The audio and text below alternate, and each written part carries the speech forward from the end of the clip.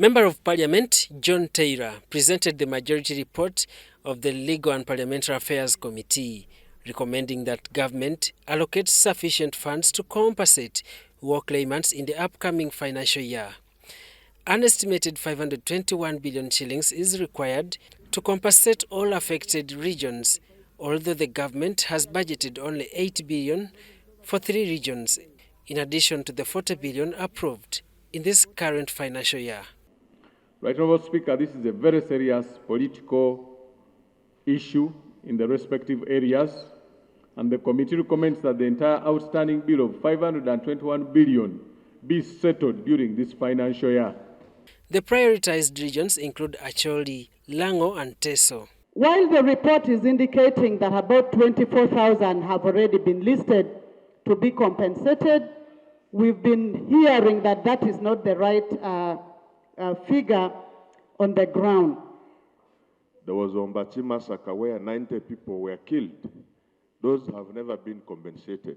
Justice and Constitutional Affairs Minister Norbert Mao defended the selection of regions, revealing that a provision is in place to increase the war compensation budget to 150 billion shillings. In the cabinet, all the other areas were mentioned, the places that deserve attention. Meanwhile, Erute South MP Jonathan Odu used the floor to highlight what he termed as areas of wasteful expenditure. In his minority report, Odu pointed to a proposed budget for new government vehicles and a separate allocation for number plates, calling for a halt to the procurement process. Additionally, we have seen procurement of luxury cars that has become a competitive phenomenon within government. As a result, some officials in government allocate more than one government vehicle to themselves for use by their family members.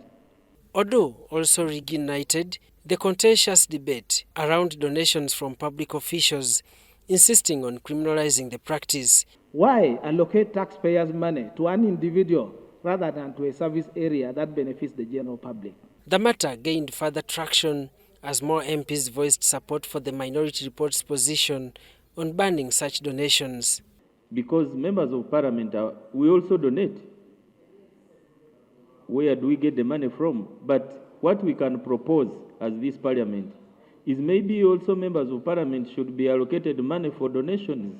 Another point of controversy emerged over the Parliamentary Commission's proposed budget allocating 10.9 billion shillings for public image enhancement and 12 billion for CV screening of new employees.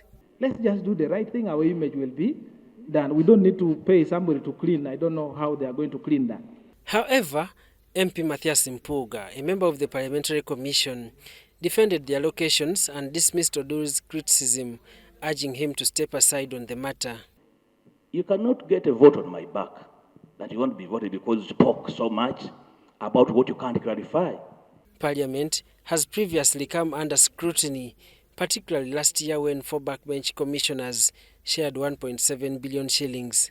Each of the commissioners of parliament, for example, have been allocated personal to holder expenditures of 1.372 billion shillings, in total 5.488. Most of us do oversight work and there is no payment made.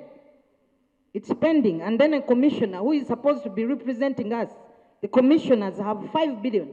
Deputy Speaker Thomas Tayebwa cautioned MPs against referencing social media content during plenary sessions. That's a money, that's why travel also is, okay? And honorable colleagues, commissioners, there is nothing this commission has introduced that wasn't in the previous commission. Daniel Mugoya, Gloria Gutabinji, UBC News.